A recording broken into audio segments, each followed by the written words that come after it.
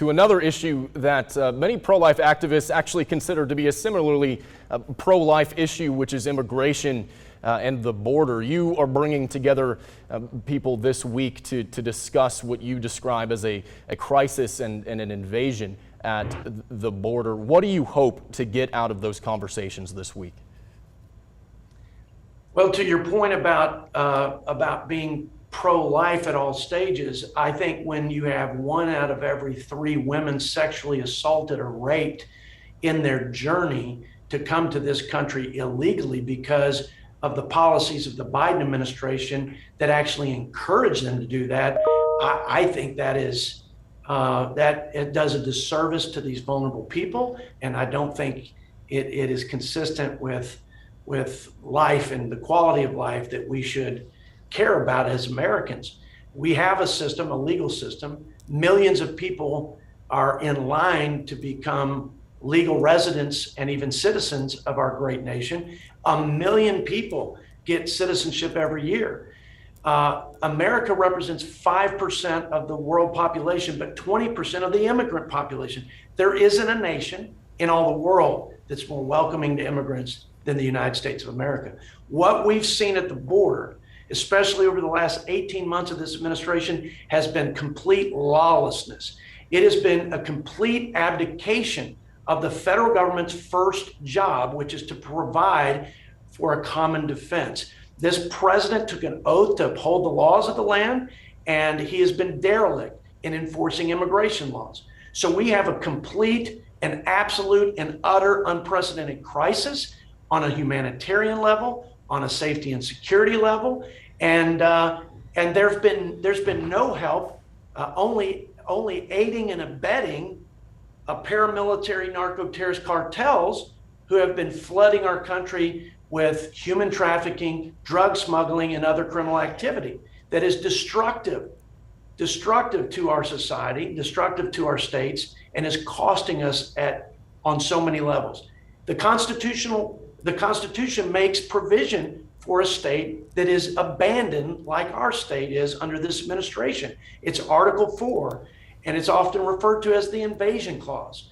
And there's another provision in the Constitution, Article 1, Section 10, whereby if a state is being invaded and the federal government does nothing to repel that invasion, to protect our sovereign borders and defend our citizens, then states have the sovereign right of self-defense.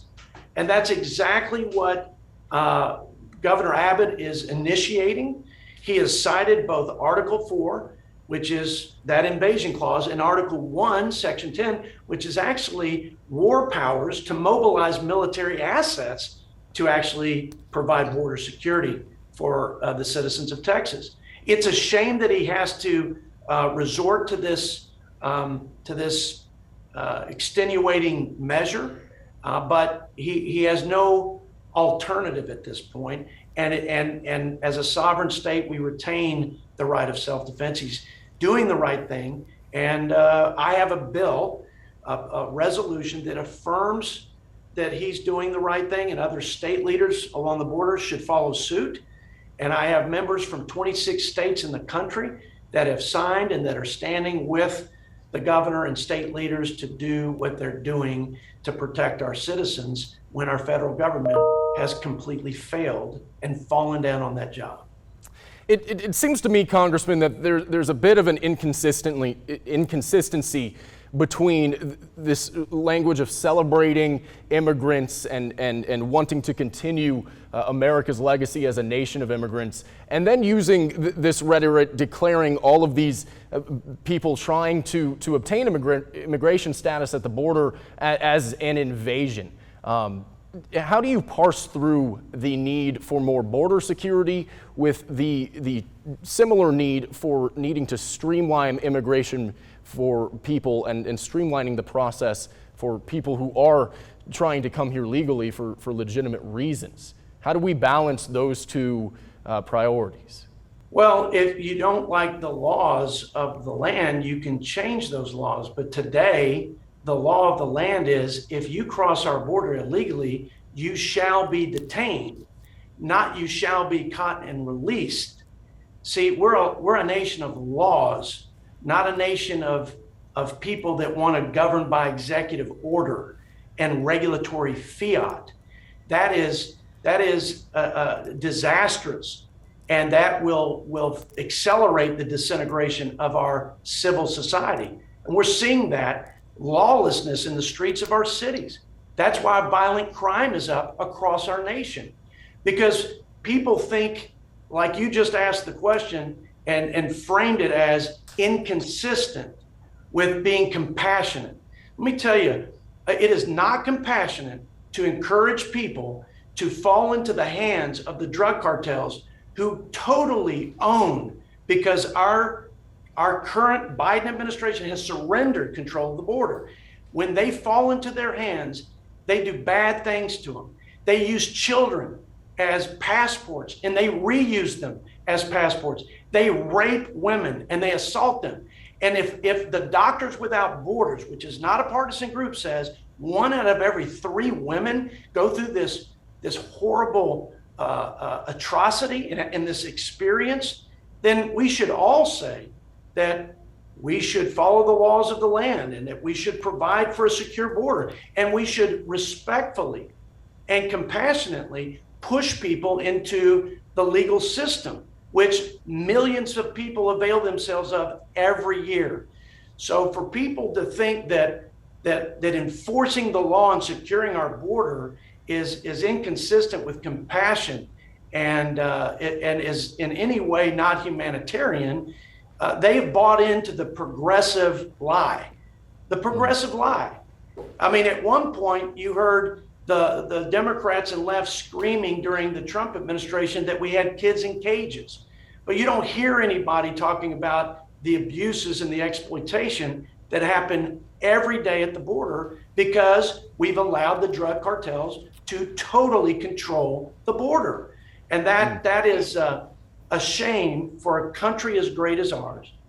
That is wholly inconsistent with the cornerstone principle of the rule of law. And it's creating, again, a disaster not only for these poor, vulnerable people, it's creating a disaster for our communities. The drugs have killed over 100,000 Americans. It is the leading cause of death for people aged 18 to 45 in this country. All of those drugs are coming across the southern border. And most of them are being manufactured with component parts, synthetic materials from China. And I'm talking about fentanyl, which we have now seized record volumes of fentanyl, enough to kill Americans, every American, multiple times over. And we have no political will from this administration, because they want to placate the open border leftists instead of doing their job, which is to protect American people, the citizens of our country, which is our constitutional obligation. So I don't think it's inconsistent. I think it's actually consistent. Upholding the law protects the law-abiding American citizen. When you don't do that in the cities of our nation, you actually let the lawless criminals and the violent rioters run roughshod over law-abiding citizens. And when you don't do it at the border, you have cartels pushing their product and their criminal activity into your neighborhood and mine. And I think that is unacceptable for this country. And it's unacceptable to me.